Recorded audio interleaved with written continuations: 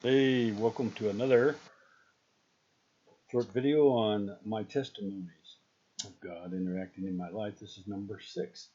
Um, when I concluded in 5, I mentioned I was going to talk about prophecies that had been given to me through the years, but I'm not going to go there yet. I'm going to try and keep it in some sort of chronological order at this point.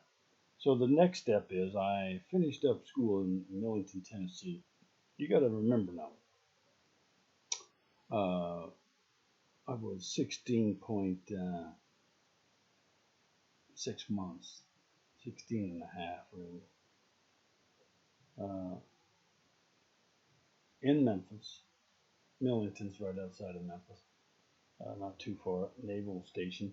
And I got involved with drugs with different guys. They didn't even know, really, other than, alcohol and beer and stuff like that, and some pot. Of course, I was sniffing and carrying on early on, but I didn't really know what mescaline and THC and speed and acid and all these things were. So I met this guy. He's kind of roomy, and Gamble was his name. And a big sad story about him, but ended up in prison for life. But the bottom line is he was there at the school as well as I, and we played basketball together, and so we hung out together. But remember now, 16 and a half years old. And I'm in the United States Marines. So the fact that I finished and passed school was a miracle in itself because it's such a low education. So I praise God for that as well. Now, living it, I didn't think about that at all. And then now I'm exposed to the Marine Corps way of life, and they did me a lot of good. I needed a boot camp, but at every post there was prostitution, drugs, alcohol, more on post than there was right outside in every little leech towns is what I call them. They're there with pawn shops and all kinds of things to leech off of the servicemen.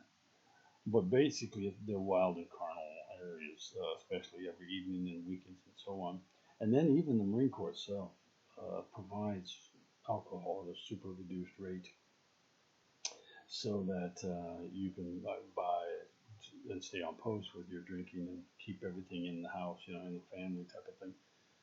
But it wasn't conducive to helping a 16 and a half year old. And yes, I could go in there and drink, and they wouldn't card me because I was in the Marine Corps. And so the bottom line is, moved on from there and went to my first duty station in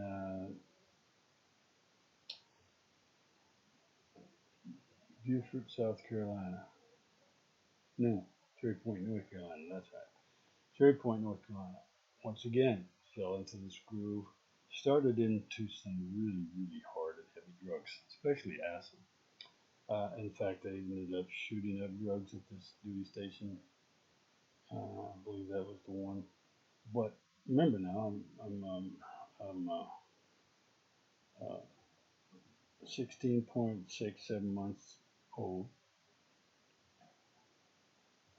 Uh, it's So what do you need when you party and do drugs? You need money. Well, I think our starting pay was $279 a month for a private. I was a PFC shortly thereafter and jumped up to 319 or 29 or something. So for the month. So if you spend more than $10 a day, you're broke. Well, that's tough for somebody who's young and stupid. So, anyways, we would gamble and hopefully try and win at cards and this and that. The bottom line is, I just dove off into these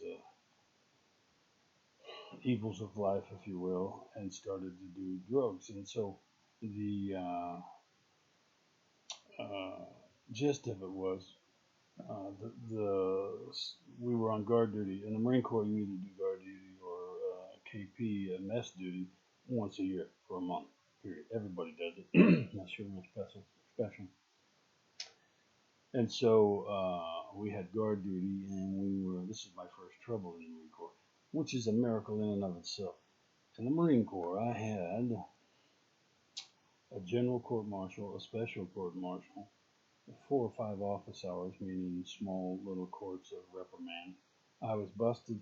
I went from a private to a corporal ready to be sergeant, all the way back down to private, and got out of private with an honorable, with a general discharge under honorable conditions.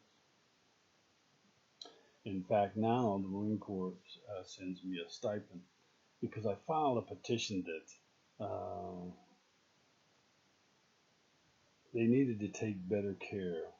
If they're going to allow people in the Marine Corps the day they turn 17, then they need to provide for them outside of boot camp for at least a year or so to mentor them so they don't get consumed like I was and sell them cheap alcohol and so on and so forth. It's just not right. And they agreed. They agreed it's not right. And they basically uh, apologize through a monthly stipend because of it now. And what a blessing that's been of God, even in and of itself. The fact that I even made it through there. Also in this military career, I also had a meritorious mass, which is the highest recommendation you can get from a commanding officer. I also had letters of appreciation from the Air Force, which is their commendation to those that help out the Air Force, and all the promotions I had. So it was just crazy. It was just way up, way down, and of course, it, I don't blame the Marine Corps for everything. I make the decisions. But when you're young, you make stupid decisions, and that's what mentors are for, and dads and parents to help guide and structure those decisions. So, moving on, we'll get into these drugs, get it high on acid, and there was 4 of us. Well, we overdosed because we took one hit in four-way window pane, and it didn't do anything. So everybody was antsy, drinking beer, whatnot. So they said, well, we got the rest. Let's take another one each. Well, we did.